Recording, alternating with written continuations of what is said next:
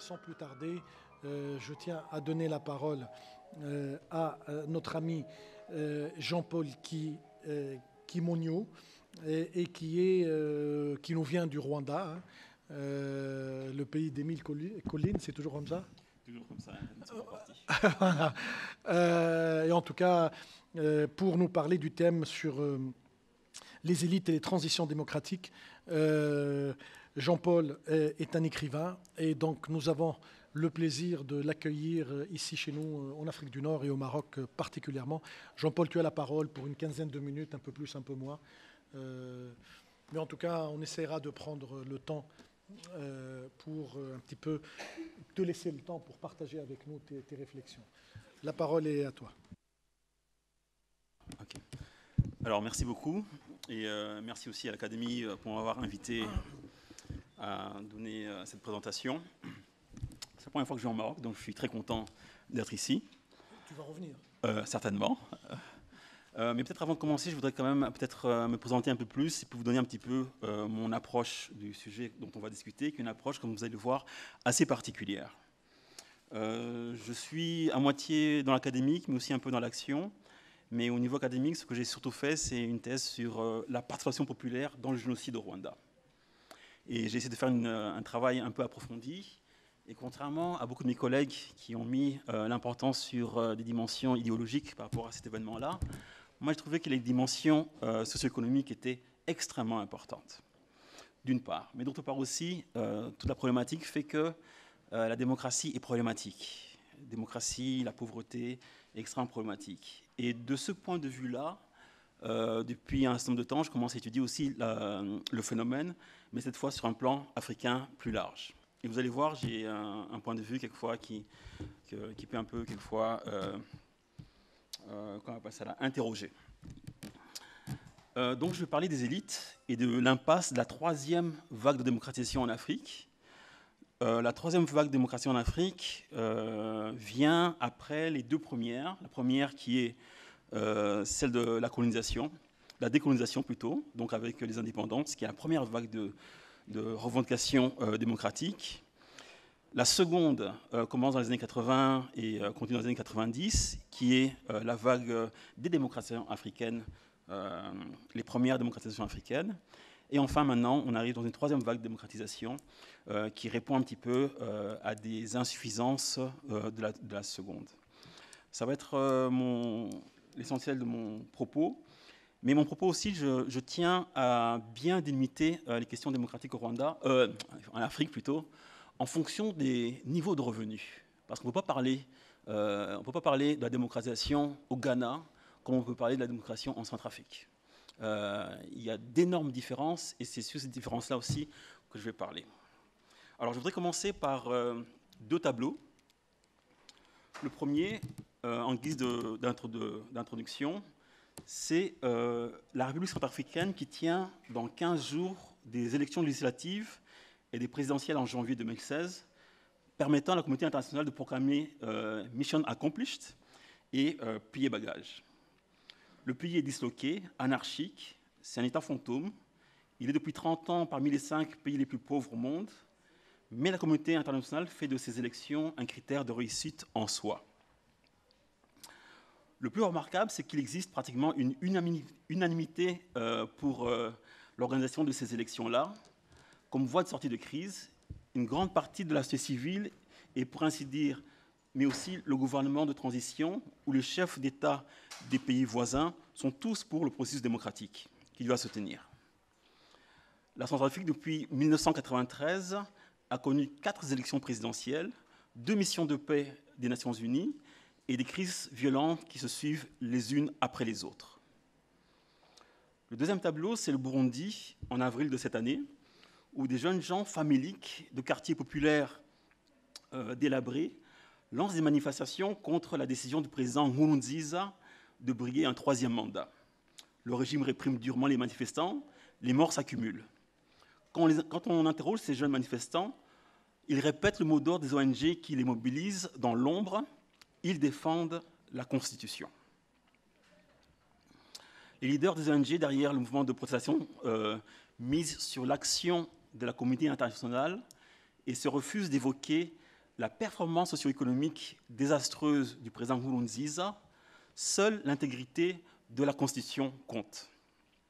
Depuis, la plupart de ces leaders sont partis en Europe. Les jeunes des quartiers continuent à mourir jusqu'à aujourd'hui. Voilà.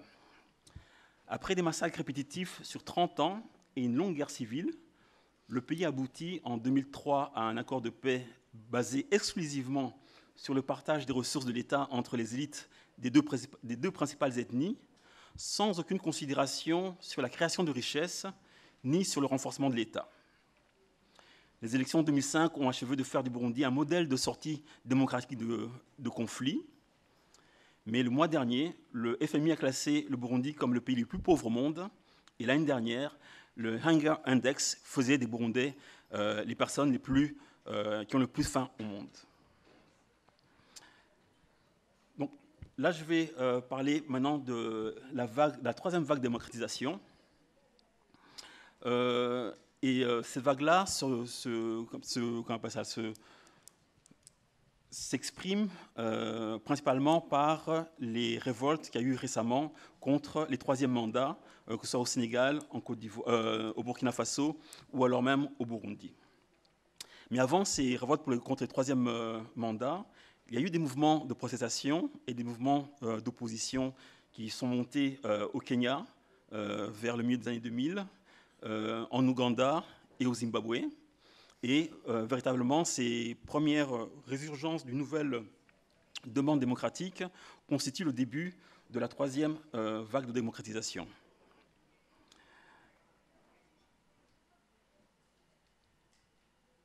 La seconde vague de démocratisation avait marqué des progrès importants avec la quasi-disparition des coups d'État, des processus électoraux réguliers dans presque tous les pays, même s'ils étaient quelquefois pas très équitables. Une espèce d'accalmie politique existait qui faisait désespérer certains en attente d'un été africain en 2011.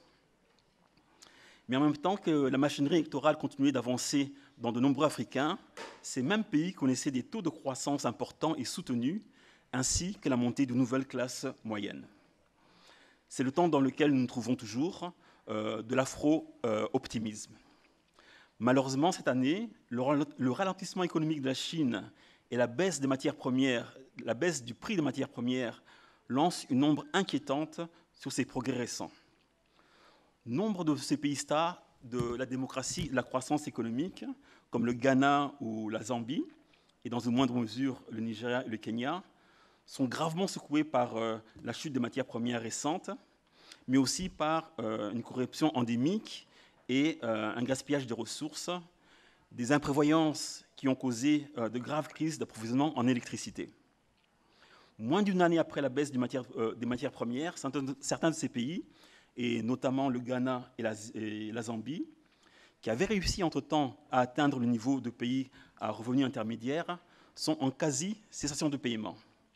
Ils doivent, comme dans les années 80, se tourner vers leur FMI pour demander des prêts d'urgence, comme si, pour beaucoup, les 15 dernières années de croissance forte ont été gaspillées. Les structures économiques de certains de ces pays à revenus intermédiaires, donc qui ont un revenu par tête d'habitant de plus de 1 000 $, se sont quand même diversifiés. Et certains de ces pays-là ont les capacités de faire face à cette nouvelle crise qui se profile. Mais une crise plus profonde mine pratiquement tous les pays africains, et notamment ceux qui ont fait le plus d'avancées démocratiques et en matière d'économie, et qui, comme je l'ai dit, sont passés de pays pauvres à pays à revenus intermédiaires. Ici, je veux parler notamment du Sénégal, du Ghana, du Nigeria, de la Zambie, du Kenya et même de l'Afrique du Sud. On voit ici des progrès dans la gouvernance démocratique, une forte croissance économique combinée d'un côté et de l'autre, une réduction lente de la pauvreté ou même une augmentation de la pauvreté et surtout une explosion de l'inégalité. Dans la majeure partie de l'Afrique, les derniers sondages d'Afrobarometers montrent de vives et profondes insatisfactions populaires. Les populations soutiennent encore le principe démocratique, mais de façon beaucoup moins enthousiaste qu'il y a 5 ou 10 ans. Enfin, chez nombre de ces pays relativement aisés, très relativement aisés, le manque d'intégration territoriale donne expression régionale à l'inégalité. Alors que c'était la fête dans le sud du pays, dans le nord-est du Nigeria, les gens étouffent dans la pauvreté et la négligence, et la région devient un terreau fertile pour Boko Haram. De même, le nord-est marginalisé du Kenya devient un foyer des Al-Shabaab, avec des phénomènes un peu similaires, mais peut-être moins importants, dans les hinterlands des pays sahéliens. On le voit donc, certains pays, en général des pays côtiers, sans trop de matières premières, parce que beaucoup de matières premières posent plus de problèmes qu'ils n'en règlent, ont fait des avancées en matière de démocratie et de croissance économique. Cette fenêtre d'opportunité des 15 dernières années de croissance rapide n'a malheureusement pas été utilisée comme il fallait. Et tous ces pays qui s'en sortent mieux souffrent de profondes inégalités et de pauvreté continue. Mais ces pays, comme je l'ai dit, ont les capacités de rebondir et de dépasser un petit peu cette crise-là, dans la mesure où, bien sûr, ils amélioraient leur gouvernance. Mais ce qui reste à voir, et ça c'est une question extrêmement importante, c'est de voir que ces pays phares de l'Afrique subsaharienne, ces pays-là qui devraient porter l'image de l'Afrique pour faire avancer le continent, sont dans un entre-deux et dans une situation assez précaire. Mais surtout, ce qui reste à voir, c'est est-ce que cette croissance problématique autant qu'elle est, est-ce qu'elle permettrait à ces pays-là de sortir du bas niveau des pays à revenus intermédiaires pour que l'Afrique quitte le groupe des pays les moins avancés et un petit peu les victimes éternelles des développements mondiaux. C'est une question extrêmement importante qui devrait se jouer dans les années qui arrivent. Et ces profondes insatisfactions sont le terreau sur lequel s'est développées les vagues de la troisième vague. Et la troisième vague, comme je vous l'ai dit, elle est le mieux représentée, ou peut-être de la façon la plus caricaturale aussi, par les mouvements de jeunes, les mouvements Y'en a marre ou Ballet citoyen, très sympathiques, très médiatiques, mais qui, à y regarder de près, posent aussi un certain nombre de problèmes. La troisième vague de démocratisation répète certains problèmes de la seconde vague et en apporte de nouveaux. Le premier problème le plus important, c'est le manque de projets politiques de transformation. Les revendications tournent autour du départ du président en place et pas grand-chose plus que ça. La première vague de démocratisation demandait l'indépendance.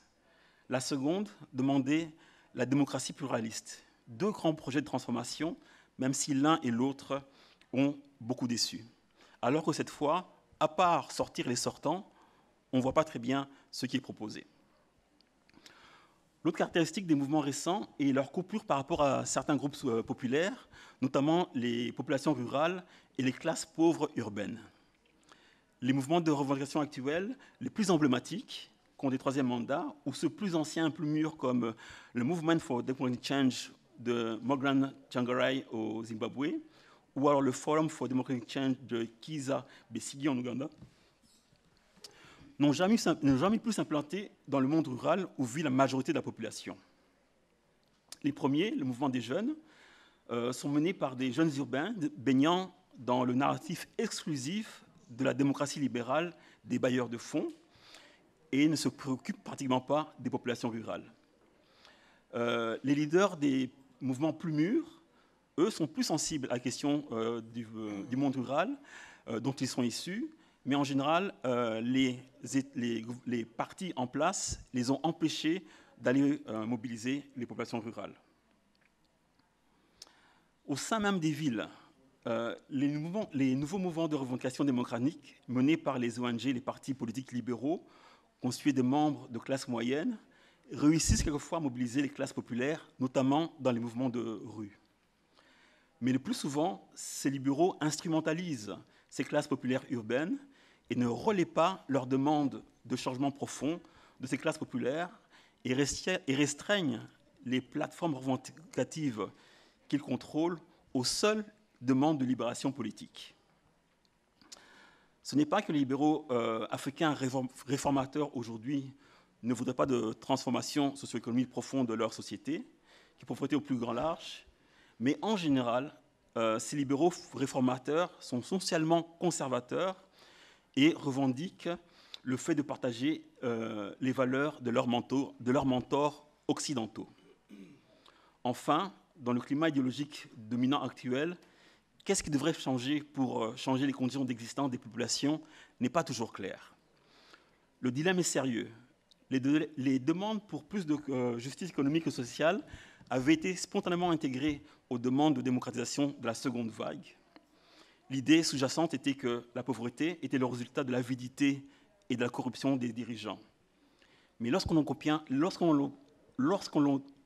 la démocratie et que la pauvreté demeure, qu'est-ce qu'on fait? Là, maintenant, je vais passer à l'autre groupe sur lequel je voudrais discuter un petit peu, c'est les pays les moins avancés, donc les plus pauvres, qui, comme je l'ai dit, sont un cas un peu différent. Ces pays-là sont, je les définis par des pays qui n'ont jamais dépassé 1,25 $ par tête d'habitant depuis les indépendances.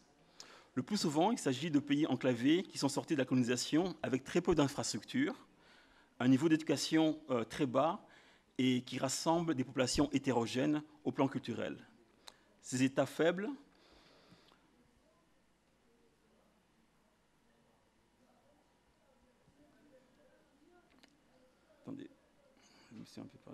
ces États faibles sont souvent affaiblis davantage par des conflits. Ce sont ceux que Paul Collier appelle les bottom billion countries, le dernier milliard des pauvres. Nombre d'entre eux sont des failed states ou des quasi-failed states, et 70% de la population de ces populations-là vivent en Afrique. Dans ces pays, la démocratie électorale compétitive comme base d'organisation de l'État a souvent conduit soit à davantage d'instabilité politique et à la stagnation dans la grande pauvreté, soit elle a disloqué les pays et les sociétés davantage en les conduisant aux conflits violents. Et pourtant, malgré les échecs patents de ces politiques dans cette catégorie de pays, les mêmes solutions continuent à être proposées. Mais le plus désarçonnant est le fait que nombre des membres des sociétés politiques africaines continuent à souscrire à ce modèle de démocratie électorale compétitive comme unique modèle d'organisation politique applicable à tous les pays, quelle que soit leur situation. Comment expliquer cette situation? Pourquoi est-ce qu'il existe aujourd'hui une quasi-unanimité au niveau des leaders de la troisième vague de démocratisation par rapport à, comme solution unique, la démocratie libérale? Moi, je vois 5 explications que je vais vous lister. La première est l'échec des tentatives développementalistes africaines des années 60 et 70. La deuxième est le niveau de formation de qualité, notamment universitaire, qui est très basse, qui ne donne pas les outils de réflexion historique et critique nécessaires à un certain nombre de jeunes gens. La troisième est l'éloignement dans le temps de la colonisation, qui rend certaines jeunes générations moins sensibles à la position d'assujettissement du continent africain. Mais surtout, et peut-être une des causes pour moi les plus importantes, est l'offensive idéologique sans précédent que l'Occident a développée sous les auspices de la politique dite la politique étrangère éthique. Cette politique, mise en place au sortir de la guerre froide, change l'objectif principal de la politique étrangère des pays occidentaux à l'égard des pays sans intérêt géostratégique pour eux.